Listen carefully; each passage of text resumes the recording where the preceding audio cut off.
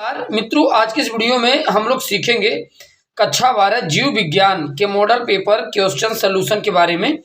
यहाँ पर आप देख पा रहे हैं हमारे पास 2022 पेपर सेट 3 यानी कि 348 जीक्यू का क्वेश्चन का यहाँ पे मॉडल पेपर के क्वेश्चन आंसर के बारे में हम लोग जिक्र करेंगे।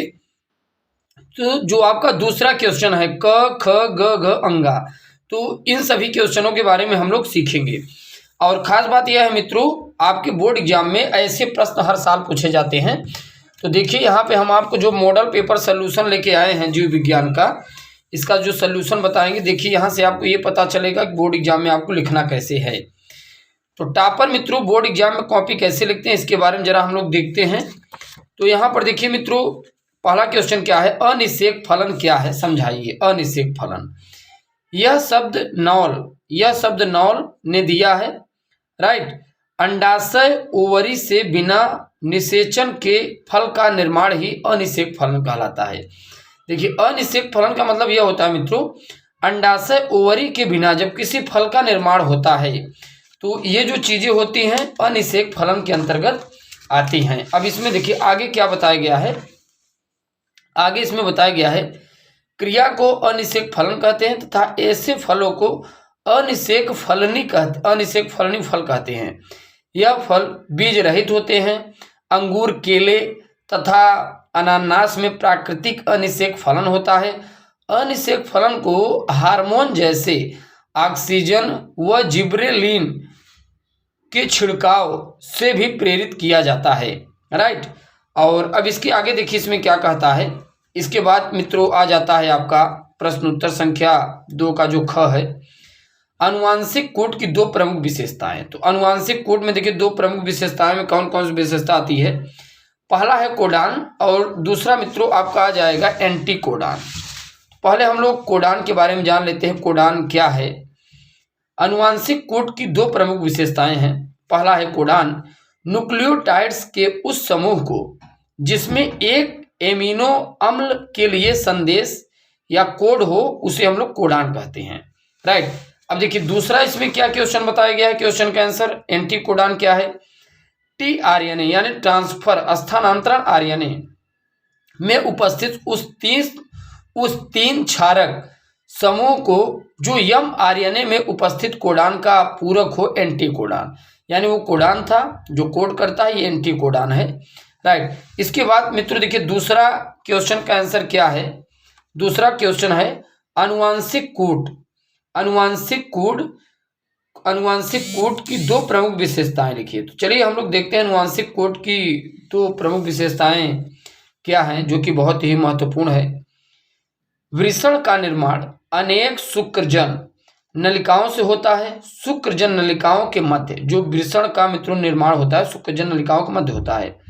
शुक्रजन नलिकाओं से होता है। शुक्रजन नलिकाओं के मध्य संयोजी ऊतक में स्थान स्थान पर अंतराली कोशिकाओं के समूह उपस्थित होते हैं। इन्हें लीडिंग कोशिकाएं भी कहते हैं। इनमें स्त्रावित नर हार्मोन्स के कारण द्वितीय लैंगिक लक्षण विकसित होते हैं, यानी पीटीओ। अब पीटीओ देखते हैं, आगे पढ़ते हैं। देखिए इसमें क्या है।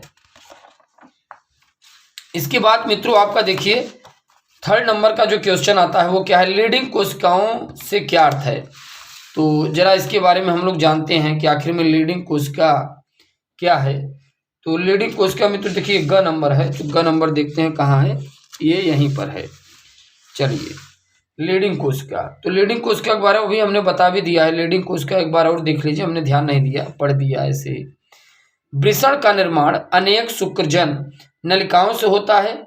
शुक्रजन नलिकाओं के मध्य संयोजी ऊतक के स्थान पर अंतराली कोशिकाओं के समूह स्थित होते हैं। इन्हें लीडिंग कोशिकाएं भी कहते हैं। इनसे स्त्रावित नर हार्मोन्स के कारण द्वितीय लैंगिक लक्षण विकसित होते हैं। चलिए अब आगे नेक्स्ट देखिए घ नंबर के क्वेश्चन क्या कह रहा है, क्योंकि बहुत ही महत्वपूर्ण हो जाता है आपके लिए। घ नंबर का क्वेश्चन यह है, रक्त समूह ए वाली माँ और रक्त समूह ओ वाले पिता बच्चों में किस प्रकार का रक्त समूह संभव होता है। इस पर वीडियो भी हमने बनाया है, वहां पे आप जाके देख भी सकते हैं प्लेलिस्ट में। बायोलॉजी के रक्त समूह ए वाली माँ और रक्त समूह ओ वाले पिता के बच्चों में ए तथा ओ दोनों संभव होते हैं, ए और ओ दोनों संभव होते हैं। इसके बाद अंगा नंबर देखिए क्वेश्चन, वाहित मल क्या है? प्राथमिक तथा द्वितीयक वाहित मल उपचार के बीच मुख्य अंतर लिखिए। तो चलिए इसके बारे में हम लोग देखते हैं। देखिए वाहित मल क्या है? प्रतिदिन नगर एवं शहरों से व्यर्थ जल एक बहुत ही बड़ी मात्रा में जनित होती है। इस व्यर्थ जल को वाहित मल, सीवेज भी कहते हैं।